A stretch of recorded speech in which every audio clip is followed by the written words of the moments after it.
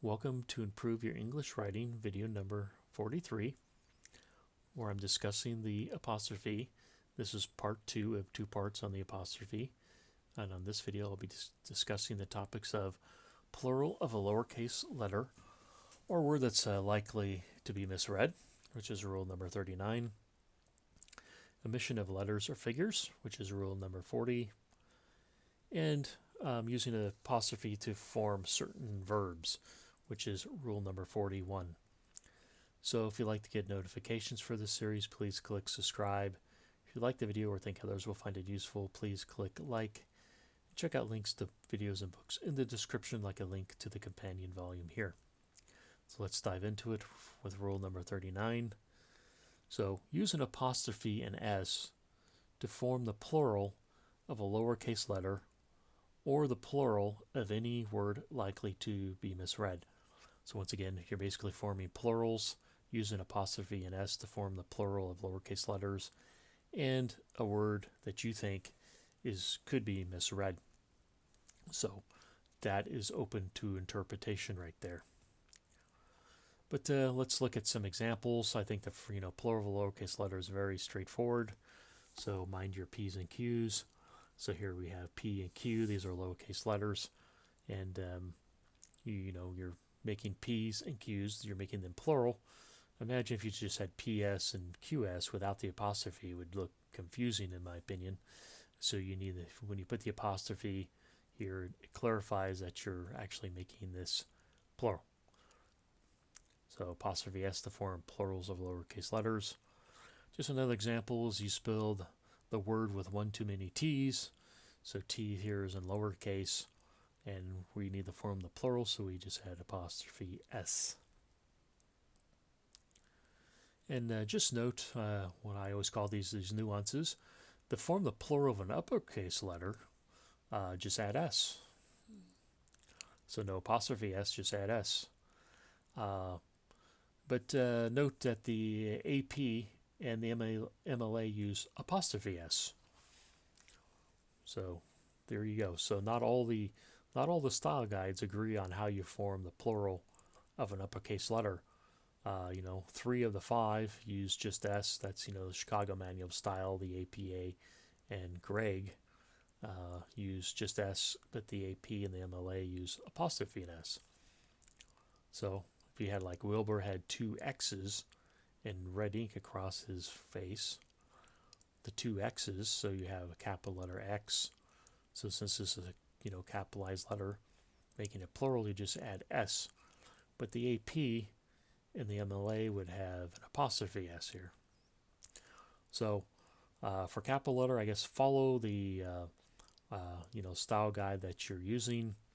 I would say in most cases, 3 of the 5 most popular do not use apostrophe and S, or they just used S. So moving on to words likely to be misread. The ors in the sentence could be ands. So actually ands, this is the correct plural of the word and is ands. Ors, ORS, if you had ORS, would a person be confused that is plurals? Maybe they look at that as a different word. So that's why I put it here. We could debate if it needs to have an apostrophe here, or what is the plural of ors. But here I said this word is likely to be misread, therefore I use apostrophe S. But the plural of ands is ANDS. And I don't think it's likely to be misread. In the company motto, the that's should be deleted. And now someone could say, you really don't, what is the plural of that? Is it just that's with an S? Could be. This is one of the ones that is a little bit subjective. Remember, I said that up front, that words likely to be misread could be a little bit subjective. But these are some examples of, if you think the word that here is if you think that just that's with THATS is going to be misread, then just use apostrophe S to form the plural. Per the Merriam-Webster's .com dictionary, the correct spelling of some common phrases are ands, ifs, and buts. If you've heard that phrase said, and I've already mentioned ands is this, and do's and don'ts. I actually don't like that. I actually agree with the AP that it should be this, or I like this form better. But according to the Merriam-Webster, this is the plural of do's, no apostrophe. Well, I think it could be misread, but this is, like I said, subject to opinion. But this is in the dictionary. But AP actually has this. So that's actually what you'd probably see appearing in newspapers and magazines, would have an apostrophe S. So a little bit of debate over that one. And I actually have more examples in my companion volume if you're interested. So rule number 40 is use an apostrophe to show omitted letters or figures. So some examples is my son was born in 97. Well, use an apostrophe here because 97, what you've done is, you should have said my son was born in 1997. What you've done is you've omitted the 19 here. So 1997 was written as 97 because you've omitted 19. So you use an apostrophe.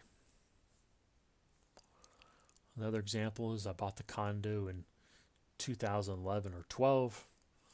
Well, once again, this apostrophe is really standing for, I bought the condo in 2011 or 2012, but you've omitted the figures of 20 here, so you've written 2020 as apostrophe 12, or you write it as that.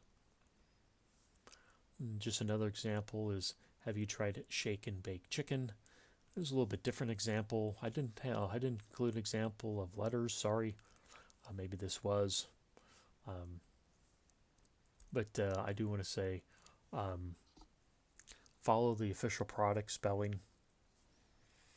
So here are some, and has been abbreviated with, with apostrophe N. Is this the proper way to, more than one letter has been omitted? You'd say, why isn't this apostrophe, N apostrophe? Well, the reason being, because that's what's been omitted in the word and, but the official product spelling is just apostrophe N. So shake and bake. So when you omit letters and figures, you use an apostrophe, but you do follow the official product spelling if that's the case.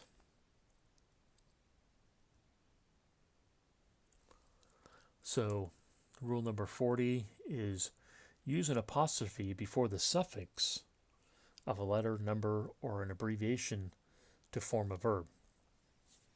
So what does that look like? Because this may be confusing just reading the rule. So this is what I mean by that.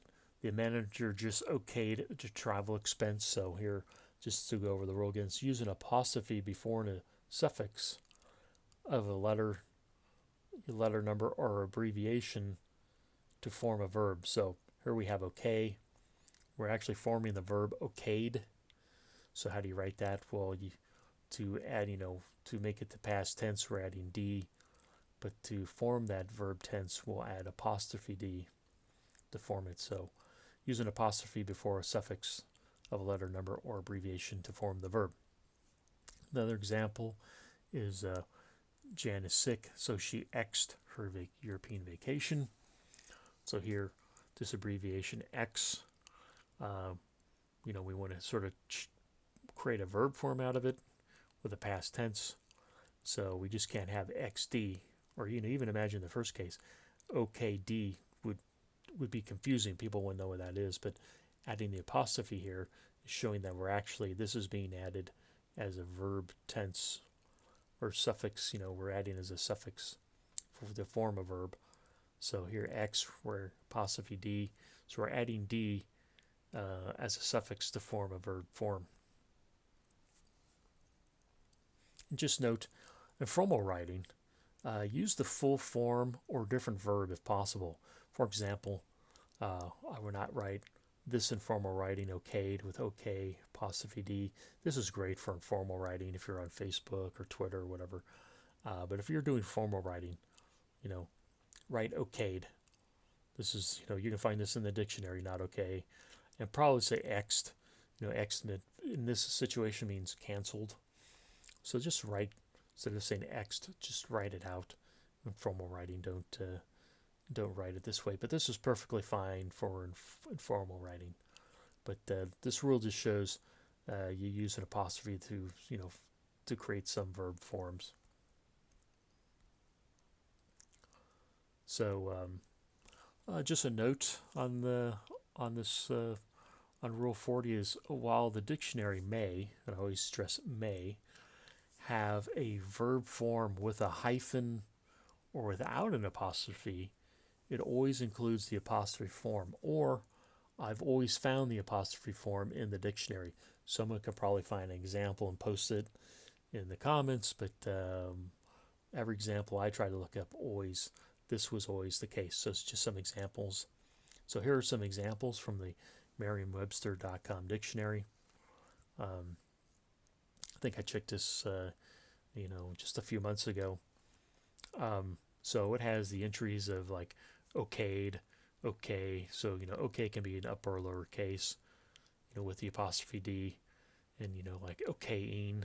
It doesn't actually have a non-apostrophe, or it doesn't have a hyphen or a form without an apostrophe. All these forms have an apostrophe. But in the next example, with X'd, actually X can be written with the apostrophe, with a hyphen, or actually XED. This one, if I read this, I'd probably pause. I sort of like the hyphen form better. And then Xing and Xing with a hyphen. So like I said, you may find a form in the dictionary with a hyphen or without an apostrophe, but my search through the dictionary always showed an apostrophe form. So, and there's, I just cited 2 examples here, but I have more examples in the Improve Your English Writing companion volume. So that's it for this video. If you want to get notifications for this series, please click subscribe. If you like the video or think others will find it useful, please click like, and check out links to books and videos in the description. Thank you.